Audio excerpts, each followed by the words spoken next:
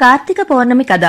ఒకప్పుడు బ్రహ్మదేవుడు మరియు విష్ణువు ఎవరు గొప్పవారు అన్న వాదనలో పడ్డారు. ఆ అహంకారాన్ని తొలగించడానికి శివుడు ఒక అనంతమైన జ్యోతిస్తంభం జ్యోతిలింగం రూపంలో ప్రత్యక్షమయ్యాడు. ఆ అగ్ని భూమి నుండి ఆకాశం వరకు వ్యాపించి ఉండేది. శివుడు వారిద్దరికీ చెప్పాడు, ఈ అగ్నికి ఆరంభం లేదా అంతం ఎవరు కనుక్కుంటారో వారు గొప్పవారు. అప్పుడు విష్ణువు వరాహ రూపంలో క్రిందికి వెళ్లాడు.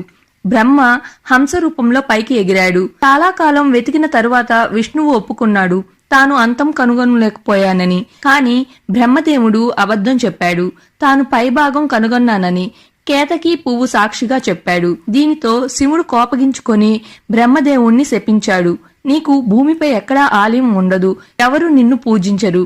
ఆ తరువాత శివుడు తన జ్యోతిస్వరూపాన్ని చూపించాడు.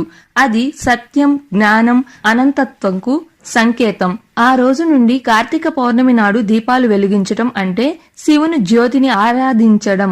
అహంకారంపై సత్యం మరియు వెలుగు విజయాన్ని సూచిస్తుంది. కథ ప్రకారం కార్తీక పౌర్ణమి రోజునే శివుడు అగ్నిజ్యోతి రూపంలో అరుణాచల పర్వతంపై ప్రత్యక్షమయ్యాడట.